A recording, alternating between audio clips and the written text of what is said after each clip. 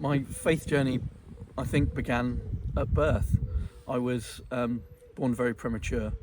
I weighed less than £2, and I wasn't expected to live. So I was given an emergency baptism in the military hospital that I was born in. And I've always had a sense throughout my life that I was spared or sent back for a reason, and that reason was perhaps to serve. So I joined the police force.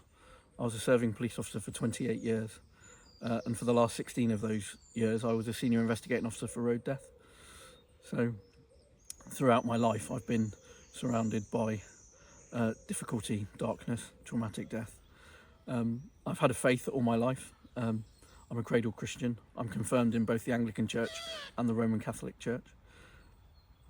So my faith was a very important part of being able to sustain my vocation as a police officer.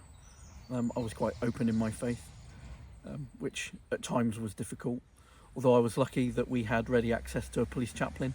We had a police chaplain that worked very closely with our unit and was a great source of comfort and, for me especially, inspiration as well. In 2018, whilst at church on a Sunday, in the summer, watching the light stream through the stained glass window, I felt a very definite push or nudge that I wasn't in the right place. Now, unless you've ever experienced that, it's quite scary.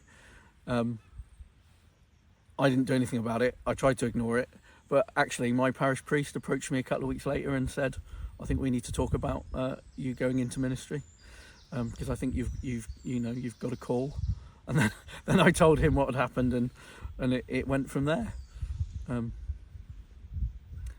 So went through the process, and here we are.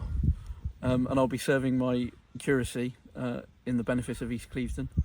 And I'm very much looking forward to being part of the fabric of the lives of the people of East Clevedon, of seeing them from their baptisms to their weddings, burying their dead, visiting the sick, being part of their lives, being a visible presence in the community and keeping the rumour of God alive.